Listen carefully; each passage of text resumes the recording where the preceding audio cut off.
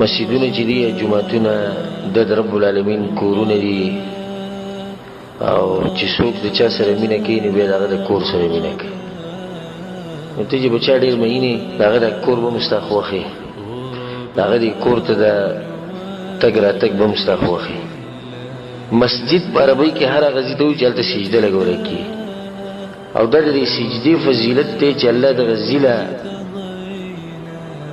دغه سجدې نه دا نوم ورکړی دی نو مسجد یې ورته ویلي.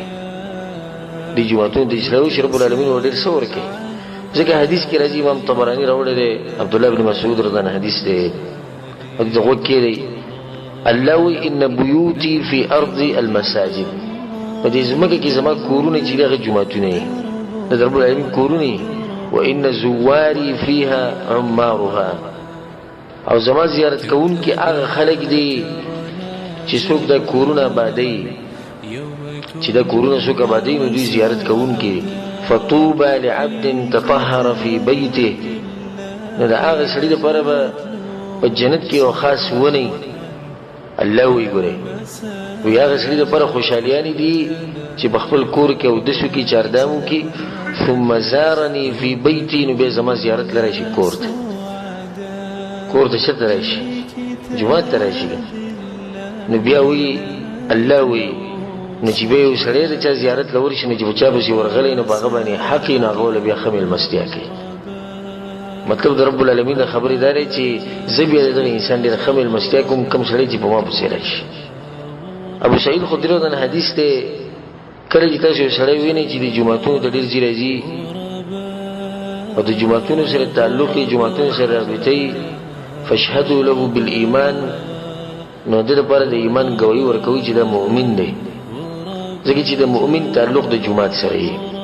ظاهري خبره ده چې یو سړی دمخانې ته ځي راځي او یو سړی لوبو له په مخه ځي راځي نو مونږ ګواهي ورکوو چې لکه دا اولنی سړی ډم دی، دویم سړي ګواهي په دې ورکوو چې د لوبو سره شوق دی، پالتو انسان دی. دا دریم چې کوم په پالتو مجلسونو کښېني دا ګواهي ورکوو دا دروغجن دی، دې دغه مجلسونو کې نشي له دروغ وایي، غیبتونه کوي. یو سړی جومات ته ډېر ځي راځي هغه دغه ګواهي ورکوو چې دا انشاءالله مؤمن دی چې جومات کې ډېر نه شي. نو ګوره رسول صلی الله علیه وسلم چې د دپاره به دا ګواهي ورکوئ، او دا حدیث امام ترمذي رحمه الله راوړی. ګوره د قیامت د سختو ته چې هغه ته اوس ته معلومې دي او موږ بار بار بیانې کړي دي، څومره عجیبه سختې به د قیامت په ورځ. خو په دغه ورځ به رب العالمین دغه خلکو له د کوم تعلق او رابطه چې د دې جوماتونو سره یې هغو له به امن ورکوي، هغو په اطمینان کې. ذکر ابو هريره حدیث ته سبعه يظلهم الله في ظله يوم لا ظل الا ظله، وکسان دي چې الله به د قیامت پر ورځ د عرش سورې ورکوي، هغه ورځ چې بل سورې به نه وي، الله د عرش په سوري کې به ودرېږي. یو کس به کې ذکر کړی دی وو کسانو کې، ورجل قلبه معلق بالمساجد، او هغه سړی چې د هغه د زړه تړلی شوی به دې جوماتونو پورې. جومات هغه ځای دی چې په هغې کې مؤمن د دنیا د غمونو کې چې کله ستړی شي نو دغه ځای ته راځي. دې ځای کې مسلمان ته یو اطمینان میلاویږي، یو سکون میلاویږي، د دنیا د غمونو نه انسان لږ دمه شي، راشي په دې باغچه کې ځان له وګرځي، ځان له څه مېوې راوشو کوي. لکه څنګه چې کله سړي ساه ډوب شي نو دې باغچې پورې وځمه، دې پټي پورې وځمه، ګورې هلته یو چکر ولګوم، ځان له به څه مېوې راوشو کوم. دا د مؤمنانو باغ دی. دلته مؤمنان راشي نو هغوی ساه ذات شي، دلته چې مؤمنان راشي د دنیا د دې غمونو نه دمه شي. جوماتونه هغه ځایونه دي چې په دې کې زموږ د رب دین بیانولی کېږي، قرآن او حدیث، د ذکر حلقې. رسول صلی الله علیه وسلم یو حدیث کوي، د ابو هريره حدیث ته امام مسلم راوړی دی، مجتمع قوم فی بیت من بیوت الله، کله چې یو قوم د الله په کورونو کې په یو کور کې راجمع شي، یتلون کتاب الله ویتدارسونه بینهم، د الله د کتاب لولي او دغه وی او په دې ځان پوه کوي، د الله په دې باندې ځان پوه کوي، الا نزلت علیهم السکینه، الله یو خاص سکینه او اطمینان د دې خلکو په دې زړونو کې راکوزي. د رب العالمین د طرف نه اولنی انعام په دې خلکو باندې، دویم وغشیتهم الرحمه، د الله رحمت په دې راوري. وغشیتهم الرحمه مطلب چې د رحمت کې دوی ډوب پراته دي د رب العالمین په رحمت کې.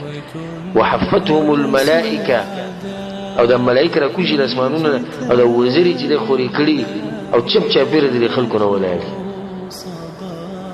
ځکه چې اوچت خلک ناست او په اوچت ځای کې ناست دي، چا په کور کې ناست دي. کله چې ته چا کره مېلمه شي ورشي د غټ سړي کره، نو چوکیداران یې په دروازه ودرولي چې مېلمه ته څوک څه ونه وایي. ځکه غټ سړي کور ته تللی که نه، چې د رب العالمین کور ته راشي نو ملایک به درته ولاړي، الله به درباندې رحمت راووروي. وذکرهم الله فی من عنده، ټول غټ نعمت دا دی چې الله د دغه خلکو تذکره به په اسمانونو کې کوي. ملایکو ته وګوره زما د بندګان چې کوم ناست دي. حدیث کې راځي او ډېر عجیبه حدیث ته امام طبراني راوړی دی، ان المساجد بیوت المتقین، وایي دا جوماتونه چې دي دا د تقوادارو خلکو کورونه دي، دا د تقوادارو خلکو څه دي؟ کورونه دي.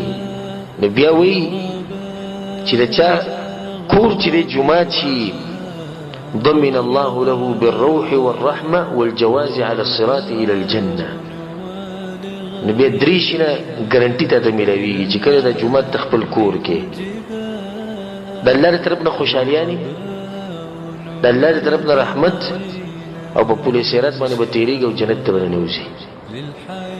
د دې درې ضمانت ته په دې حدیث کې ملاویږي، ګرنټي، په شرط دی چې ته د جوماتونه خپل کور وګڼې، دې ته ډېر د عزت او د تکریم او د تعظیم په نظر باندې ګوري. د خپل کور یې ولې ویلي؟ ځکه چې انسان د خپل کور ډېر تعظیم کوي، ډېر په دغه نظر ورته ګوري. عثمان بن عفان رضی الله عنه حدیث دی، بخاري مسلم کې، من بنى مسجدا بنى الله له مثله في الجنه، څوک چې د الله دپاره کور جوړ کړي الله به له دغه شان کور په جنت کې جوړوي. په یو حدیث کې راځي د جابر رضی الله عنه حدیث دی، من بنى مسجدا لله كمفحص قطا، چا چې په جومات کې د الله دپاره دومره کار وکړو لکه په څومره ځای کې چې یو مرغۍ اګۍ اچي، اګۍ په څومره ځای وړوکی ځای، او اصغر یا د دې نه هم لږ، د اګۍ د ریزي نه هم لږ، بنى الله له بیتا فی الجنه، الله به په دې لږ ځای باندې جنت کې کور جوړوي.